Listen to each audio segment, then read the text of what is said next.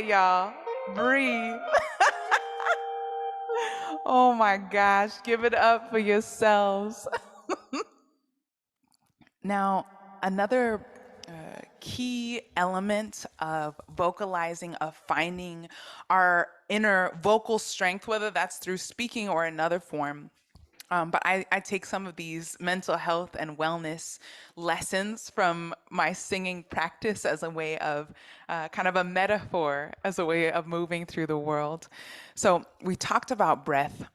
Another two elements are alignment and support. I want to take a moment to think about alignment, thinking about those early experiences and my grandmother's lessons and how to compost some of that stuff to grow freedom flowers. But that was an alignment with that value. And it doesn't mean that we have to be perfect. What is perfection in that practice? But finding ways to ground and have a sense of center or something that allows us to kind of refuel, touch base, making sure that we're feeling aligned with the values that we hope to help realize in the world, I think is really key for any activist and also for speaking up.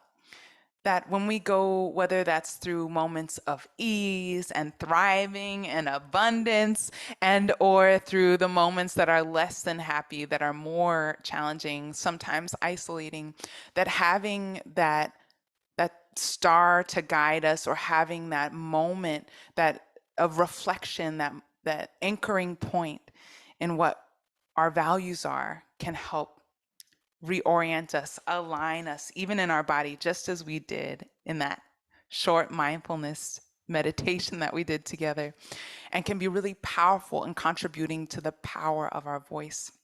This alignment doesn't necessarily mean that it's something that we only do alone. Perhaps it's something that we have shared values with our family, or maybe not, or shared values with our friends, or a spiritual group that we're connected with, or some folks on our campus, or you can fill in the blank that we perhaps find this space, or we can create this space where we're working together to further that vision, to further that feeling of empowerment, and recentering on the values that feel most uplifting for us. I know that as founder of the global hip hop project Raptivism, as well as someone who does cultural strategy in a lot of other places and spaces, I think a lot about the value of listening.